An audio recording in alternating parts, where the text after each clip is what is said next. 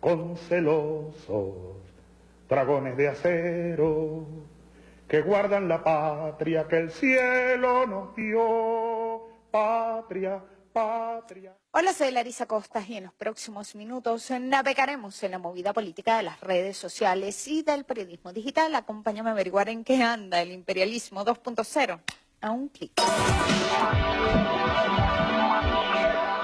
La sesión de la Asamblea General de las Naciones Unidas número 73 arrancó con el discurso del secretario general de la organización reconociendo que el orden mundial es cada día más caótico y que las personas sentimos una pérdida de fe tanto en las instituciones nacionales en algunos países como en las internacionales. Y es que es complejo para las personas, la mayoría de nosotros tenemos el juicio sano, pues depositar nuestra confianza, porque ocurren pintorescas tramas como las de hace un año, cuando las tensiones de Estados Unidos y Corea del Norte llegaron a convertirse en uno de los temas centrales de los discursos de ambas partes. Una vuelta de sol y Trump declaró que los misiles y los cohetes ya no vuelan en todas direcciones y más tarde hasta llegó a agregar que creía que el presidente Kim Jong-un, un hombre al que llegó a conocer y que a él le gusta, quiere la paz, aunque inmediatamente procedió Trump a continuar con las presiones contra la República Popular Democrática de Corea. El hábito estadounidense de fabricar enemigos y guerras hace contrastar las expectativas con las realidades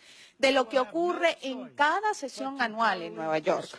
Aunque se espera que ese sea el escenario de debate de los temas que afectan a la comunidad internacional, lo cierto es que el foro ha devenido en el anuncio del listado de países que Estados Unidos está dispuesto a agredir.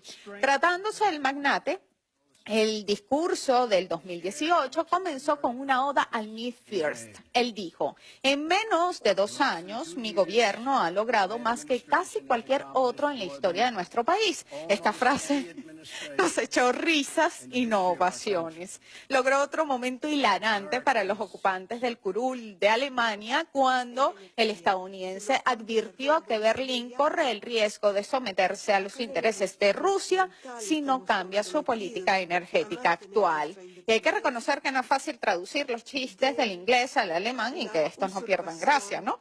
Trump eligió como escenario a la máxima instancia en la diplomacia internacional para rechazar el multilateralismo, atacar el acuerdo con Irán, apoyado por la ONU, referirse al retiro del país que representa de las instancias de la burocracia global no electa que no rinde cuenta, como por ejemplo el Consejo de Derechos Humanos de la ONU o la Corte Penal Internacional, que, dice él, no tiene ninguna jurisdicción ni legitimidad ni autoridad.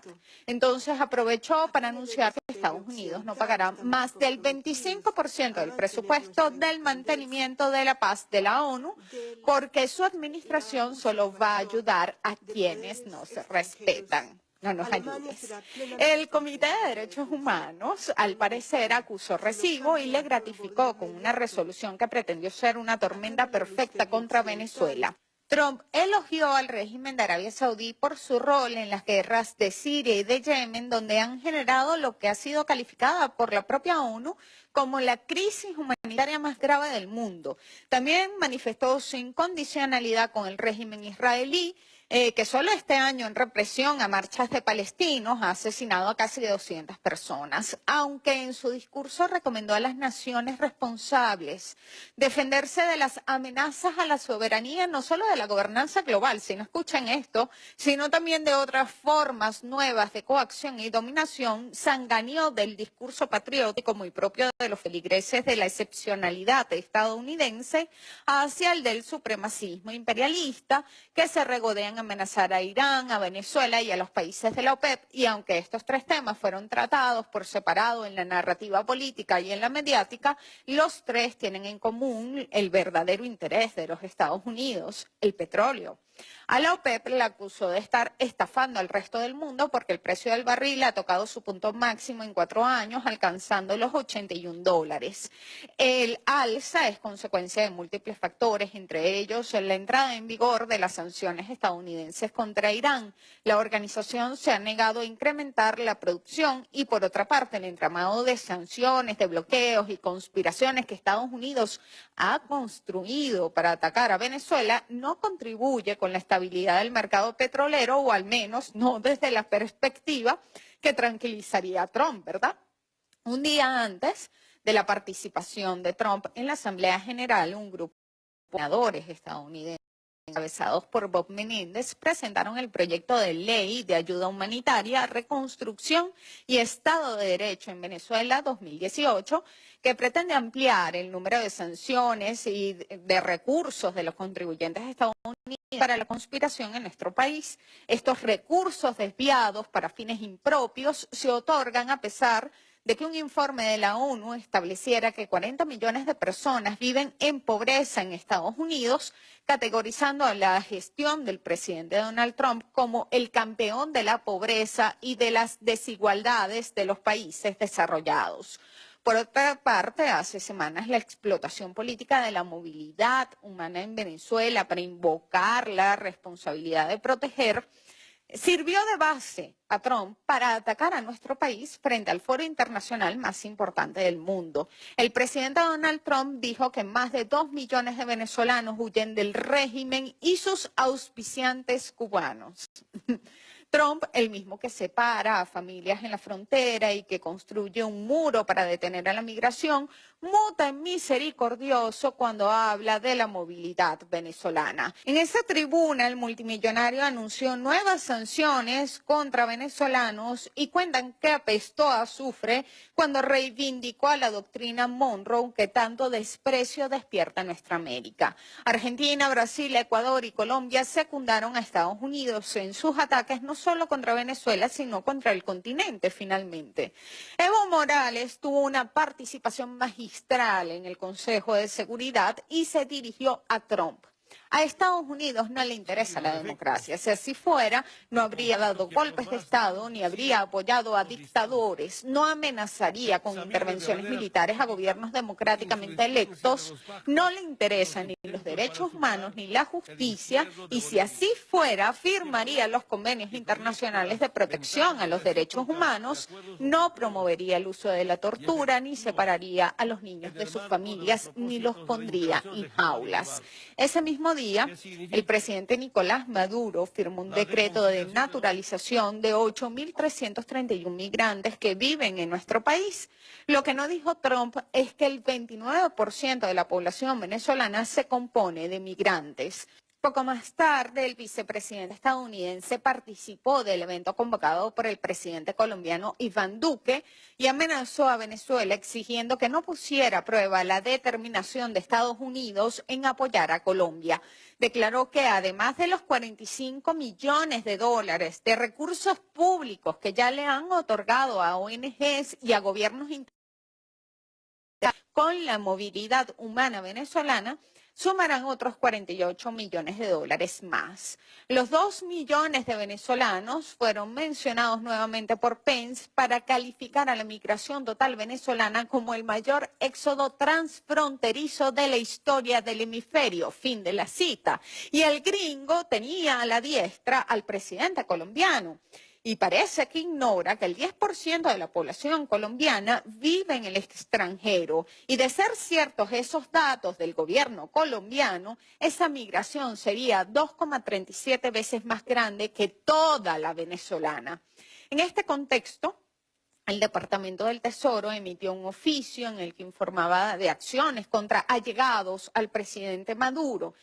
Se trata de funcionarios y este nuevo listado incluyó a la primera combatiente y también constituyente, Cilia Flores, a la vicepresidenta ejecutiva, Delcy Rodríguez, al vicepresidente de Cultura, Comunicación, Turismo, Jorge Rodríguez, y al ministro de la Defensa, Vladimir Padrino López. De acuerdo con el perfil de Medium del Departamento de Estado en español, las sanciones estadounidenses no serán necesariamente permanentes, sino que tienen como propósito motivar el cambio de conductas. Estados Unidos considerará la posibilidad de levantar las sanciones impuestas a personas sancionadas que tomen medidas para restaurar el orden democrático.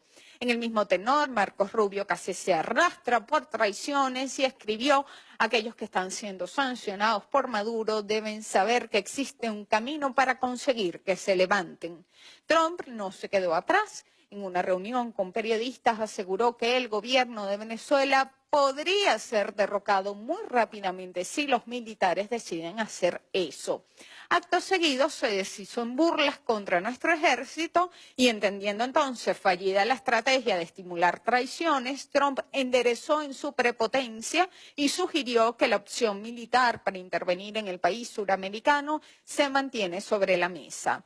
Confirmó de este modo y sin querer las informaciones publicadas tanto por la AP como por Bloomberg y el The New York Times, en las que se denuncian varios planes conspirativos auspiciados o respaldados por Washington para derrocar por la vía de un golpe al gobierno democráticamente electo de Venezuela. La narrativa de Trump y de Pence contra Venezuela fue copiada a calco en sus puntos claves por el principal aliado que han tenido esta administración en nuestro país.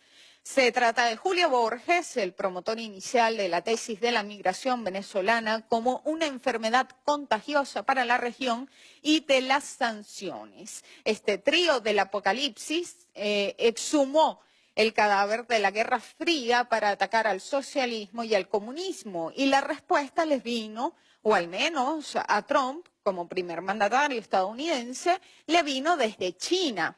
Cada país tiene su derecho a elegir su vía de desarrollo y sistema político, dijo el portavoz del Ministerio de Relaciones Exteriores, Geng Shuang.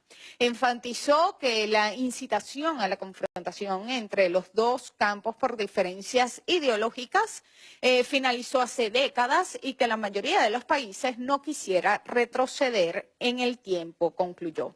Díaz-Canel, en su primera participación como presidente de Cuba, inició su discurso poniendo los puntos sobre las IES. El 0,7% más rico de la población puede apropiarse del 46% de toda la riqueza, mientras el 70% más pobre solo accede al 2,7% de la misma. 3.460 millones de seres humanos sobreviven en la pobreza, 821 millones padecen hambre, 758 millones son analfabetos y 844 millones carecen de servicios básicos, de agua potable. Esas realidades no son fruto del socialismo, como el presidente de los Estados Unidos afirmó, son consecuencia del capitalismo, especialmente del imperialismo y del neoliberalismo, del egoísmo y la exclusión que acompaña a este sistema y de un paradigma económico, político, social y cultural que privilegia la acumulación de la riqueza en pocas manos a costa de la explotación y la miseria de las grandes mayorías. En este mismo lugar, el presidente de los Estados Unidos de Norteamérica arremetió una vez más contra el noble pueblo de Venezuela, enarbolando, como así lo dijo, la doctrina que hace 200 años fundó el imperio de los Estados Unidos. Enarbolan la doctrina Monroe para justificar desde el punto de vista ideológico, político, diplomático, la agresión contra nuestra amada patria.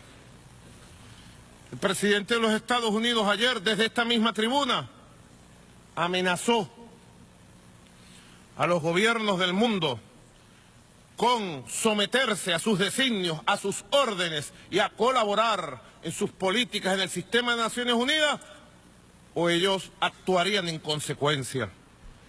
Hoy Venezuela está más fuerte que nunca. Hemos sabido resistir y sacar fuerza de nuestra propia entraña histórica para hoy estar de pie, victoriosos y dispuestos a seguir avanzando en la construcción de un modelo social propio, el de la revolución socialista del siglo XXI. Lo decimos a los cuatro vientos.